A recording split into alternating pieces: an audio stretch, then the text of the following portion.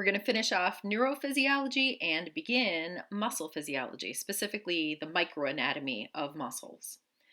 We start off with two different terms that are important to distinguish. First of all, we have a nerve, and inside of the nerve we have neurons, and specifically the axons of neurons. Oftentimes the term nerve and neuron are mixed up, but a nerve is actually something you can see with the naked eye. It's kind of an off-white color.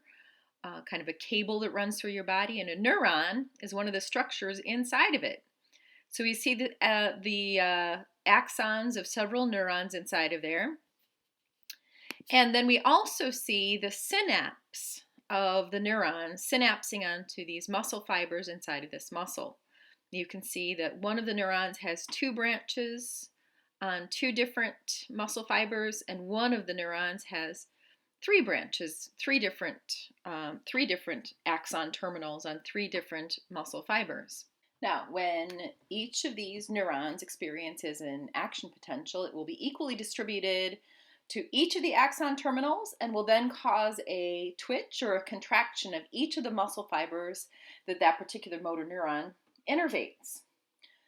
So this is a nice practical connection between the nervous system and the muscular system. I think this is an easy way to understand what happens next. We've discussed graded potentials and action potentials and the initiation of an action potential and a propagation of an action potential down the length of an axon. What happens next? When we talk about a neuron, such as a motor neuron, contracting a muscle, I think that's a nice, easy way to segue into the next topic and kind of to understand the importance of neurophysiology, to connect it with muscle physiology. The action potential of a motor neuron will cause contraction of the muscle it innervates. So let's go ahead and draw an axon terminal close up so that you can see that. And we're going to, so here's our axon terminal. And we can assume at this point that this is the axon terminal of a motor neuron because we are going to be showing the innervation of a muscle fiber. So our presynaptic neuron in this case is going to be a motor neuron because it moves a muscle. And so we'll draw our postsynaptic cell as a muscle fiber. Keep in mind, however, that a postsynaptic cell could also be another neuron. It just happens to serve our purpose today to show it as a muscle fiber. And you'll notice that we, of course, showed some gaps in both the postsynaptic neuron and the presynaptic neuron. We're going to be inserting some channels and some vesicles. So in our postsynaptic neuron, we're actually going to be starting the story at the end, and we're going to go ahead and insert some chemically gated channels with those little binding sites and receptors in our postsynaptic muscle cell.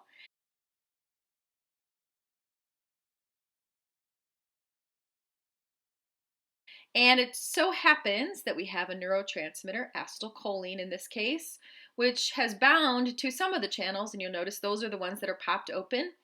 The other two that I show are closed because they have not yet bound to any acetylcholine.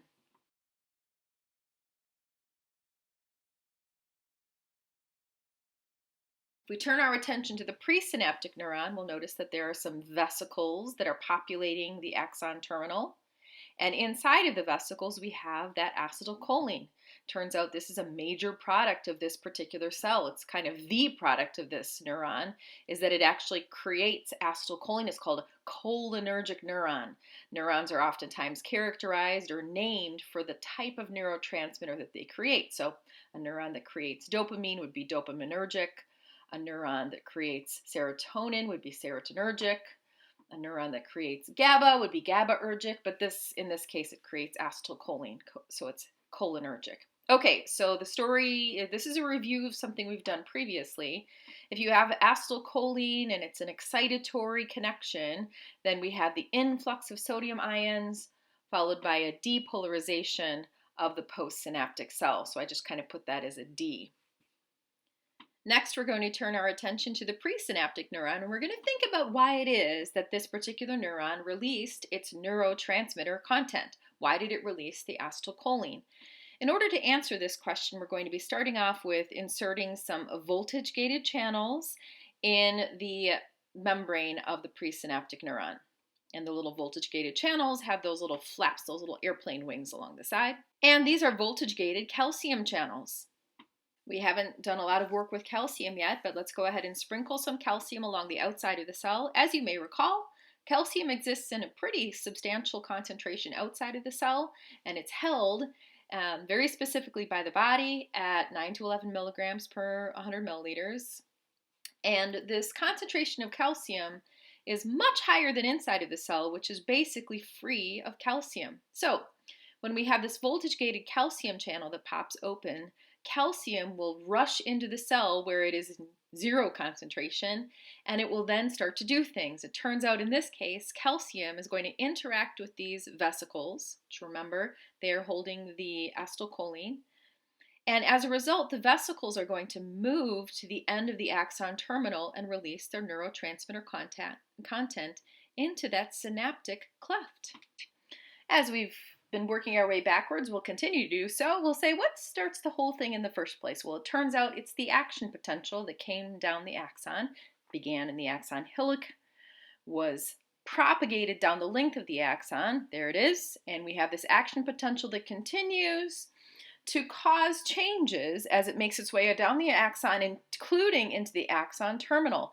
That reversal of the voltage that occurs and continues to cause the influx of sodium and these depolarizations through these voltage-gated sodium channels and voltage-gated potassium channels all the way down the length of the axon is also the signal that causes these voltage-gated calcium channels to pop open. Working our way forward then, we will say that the action potential enters into the axon terminal, causes the opening of voltage-gated calcium channels. Calcium influxes into a region where it basically does not exist from outside of the cell where it exists in high concentration. The calcium then interacts with these vesicles that are filled with neurotransmitter. The neurotransmitter migrates its way to the end of the axon terminal. The neurotransmitter, in this case acetylcholine, is released into the synaptic cleft and crosses a very, very small area, about 50 nanometers wide, to interact with receptors on the postsynaptic cell, in this case a postsynaptic muscle fiber. And in this case, it's an excitatory connection. The acetylcholine binds to the binding site, causes the opening of these channels, sodium influx followed by a depolarization. And that's how a synapse works. That is the end of the story of neurophysiology and the beginning, in this case, of the story of muscle physiology.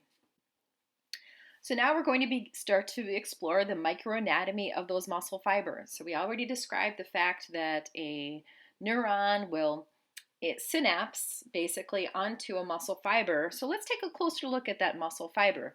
This is the muscle cell, the unit of life of a muscle. And the first thing we're going to do is we're going to go ahead and draw a line around here in light blue, which we're going to be labeling the sarcolemma. The sarcolemma is the plasma membrane of a muscle fiber. It's just a little bit more special than a regular plasma membrane because it is able to take a charge and run a charge along its length. We also have to acknowledge the fact that we will have multiple nuclei. This is a single cell. It tends to be quite a long and kind of a thick cell, but it does have multiple nuclei inside of there. It's a multinucleate cell. The next thing we're going to be drawing is a fairly well-organized representation of the myofibrils. Myofibrils take up about 80% of the cytoplasm of the cell. And we're going to be taking a closer look at those in a moment. We're going to blow one of them up. We're going to go ahead and acknowledge one of the unique properties of muscle tissue in that it is a very thirsty tissue. It really requires a great deal of ATP to do the work that it needs to do. So in light of this, we're going to insert a whole mess of mitochondria inside of there, the powerhouse of the cell. This is where we manufacture ATP at the most efficient level. And also reflected in that is the idea that the sarcoplasm itself is unique in a muscle fiber. The sarcoplasm is basically the cytoplasm of a muscle fiber. And inside of the sarcoplasm, you will have little pockets of oxygen that are attached to a protein called myoglobin. You will also have bodies of sugar called glycosomes. So in light of the fact that we have lots of mitochondria, pockets of oxygen, myoglobin, and pockets of sugar, glycosomes, this gives us a nice, efficient representation of the ability to create lots and lots of ATP. You need oxygen, you need sugar to create ATP, and you also need the organelle mitochondria. Now let's take a closer look at that myofibril. We're going to be further stacking structures inside of this. The myofibrils are stacked sort of like straws inside of a muscle fiber. And then inside of the myofibril, you'll have many myofilaments that are also stacked nicely organized. In red, we have thick filaments, and in blue, surrounding it, about 6 blues to each red. Those are going to be some thin filaments. So the red and the blue represent myofilaments. And let's go a little more specific about this. Stupid markers in the way there. What I'm doing here is I'm creating thick filaments in red that are perfectly stacked next to each other. It's actually quite important to copy this as faithfully as possible and to make these thick filaments, these red structures, as uniform in thickness and in length as possible.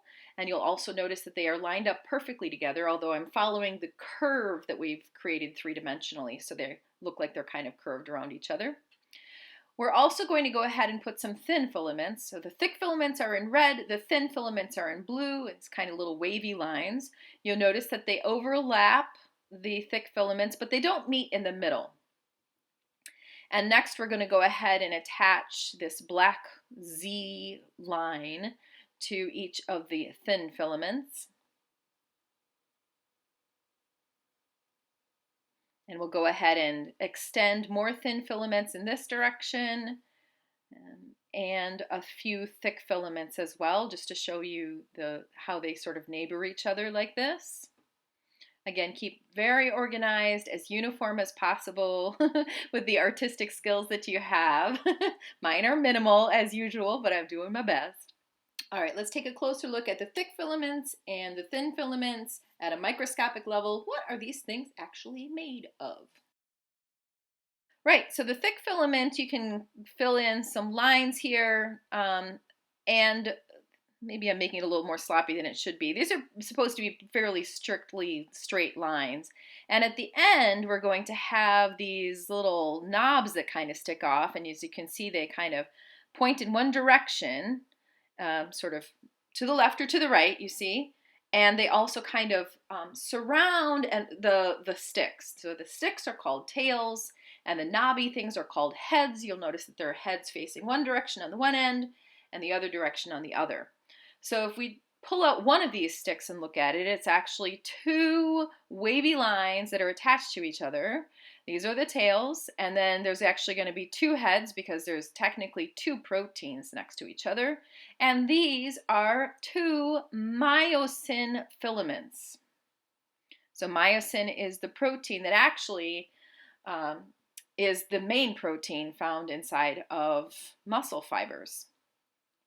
All right, next we're going to take a look at our thin filaments. As you can see, it's again a wavy line, not quite as structurally wavy, it's sort of a more casual wave.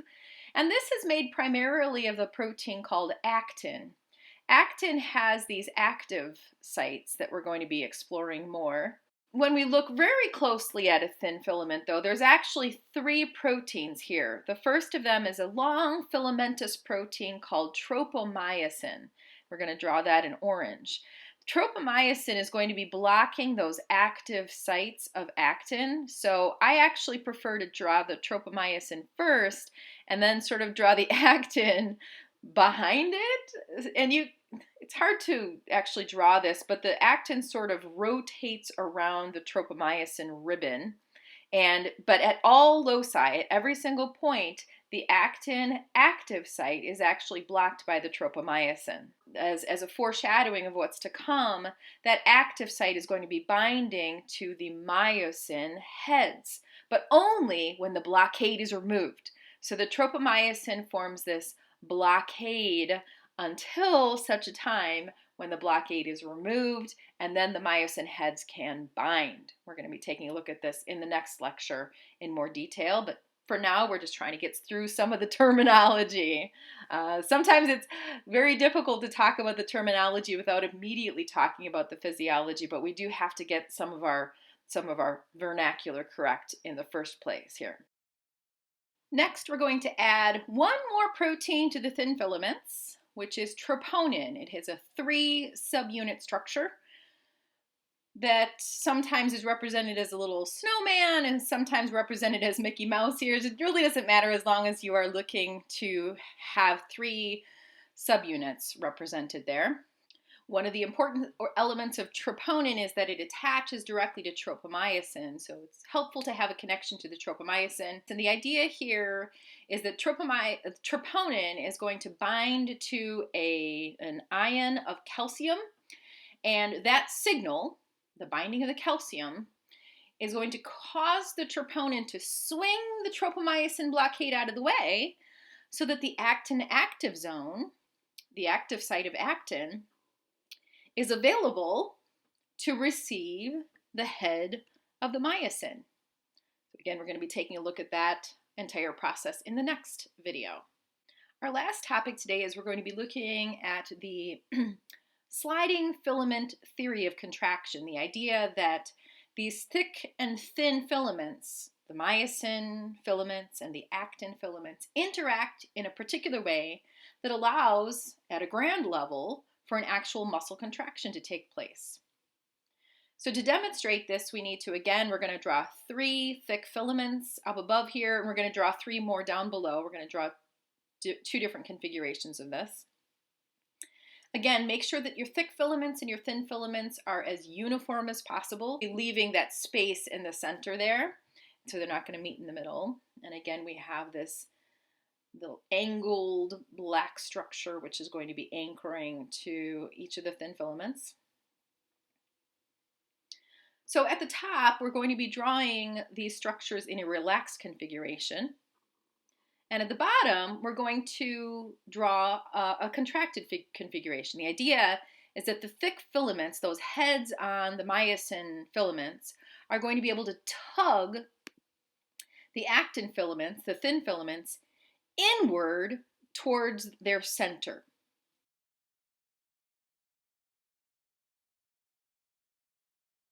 It's the moment of truth. Are they actually lined up? They're lined up pretty well, actually.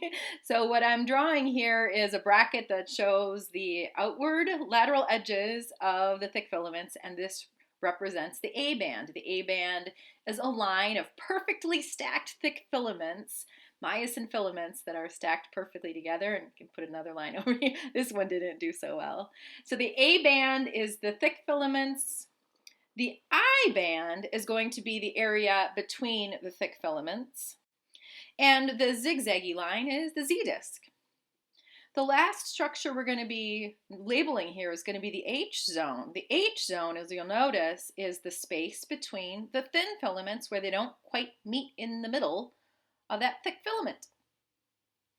So now what we're going to do is define our sarcomere. A sarcomere is it's basically the contractile unit of a muscle fiber, and the way that it is defined anatomically is that it is the space between Z discs. So if you go from one Z disc to the next Z disc, this is a sarcomere.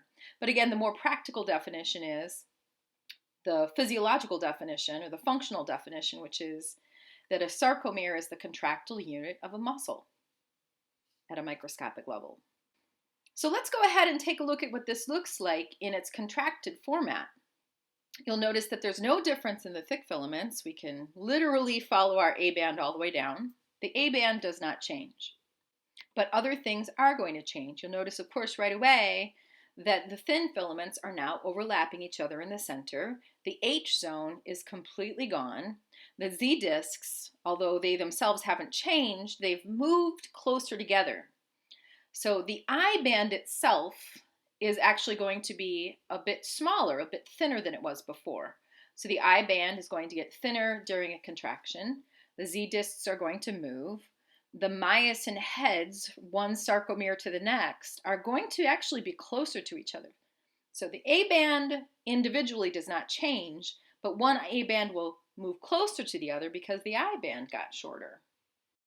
So here we have our A band, which is the same level, but the I band, which has gotten thinner, which has gotten skinnier as the contraction has occurred. And lastly, let's go ahead and define our sarcomere. we're going to just point out that, of course, the sarcomere, the contractile unit of the muscle fiber, is going to be from Z disc to Z disc. So if we simply measure from Z disc to Z disc, you'll notice that the one up above, the sarcomere, is wider and the sarcomere is narrower when a contraction occurs. So this is actually how a muscle contraction works. A sarcomere gets smaller. We'll look at this at a much more detailed level in the next lecture.